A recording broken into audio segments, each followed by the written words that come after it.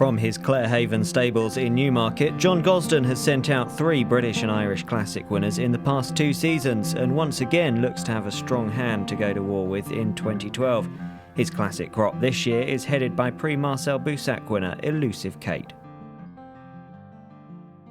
Well, hopefully in the Fred Darling will be the plan, and then here for Newmarket. They're the logical places. She looks a miler, an out-and-out miler, so from that point of view it would be very much what we're aiming to do.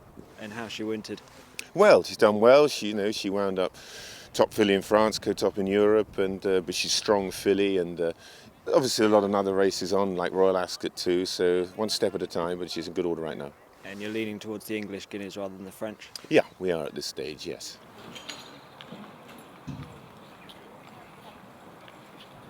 And fencing, would he go for the 2,000 guineas?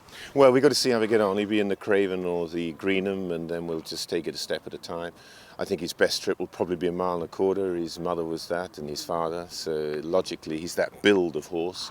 But he is in the Derby, but that's all a long way off as yet. We have the time where the bubbles can get great, so we'll take it as we go. But I'm happy with him. He's relaxed more in his work. I thought Camelot was the most exceptional middle distance 2-year-old potential 2 I saw last year. I think he just absolutely outclassed them at Doncaster, and we were put in our place. And but having said that, we've wintered on, and you can never run away from just one horse. And it's Nathaniel for the 3-year-olds on the far side, hanging out Workforce towards the centre of the racecourse. Nathaniel is in front in the King George. St Nicholas Abbey is coming home strongly. Workforce hanging his chance away, but it's Nathaniel for William Buick and John Gosden that'll win a dramatic King George. Well, he should be heading for the Brigadier Gerard at Sandown towards the end of May, and then possibly having a tilt at the Eclipse. Hopefully Franco will be there, so it's exciting. They haven't met since they first met as 2-year-olds. First time out together, both of them. So, but he's in good form, and that's his programme, and obviously the King George follows logically from there.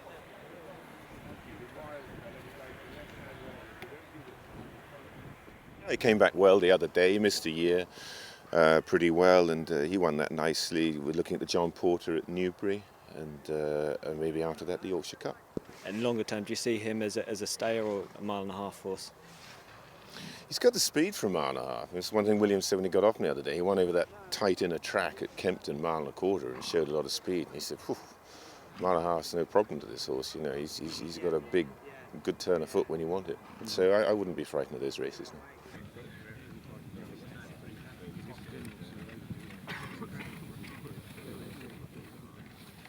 Yeah, he's in good nick. He's wintered very nicely. He's looking towards the Jockey Club Stakes over the Guineas meeting here at Newmarket, and then you've got races like the Coronation or more possibly the Grand Prix de Saint-Cloud, and then maybe also have a look at the King George.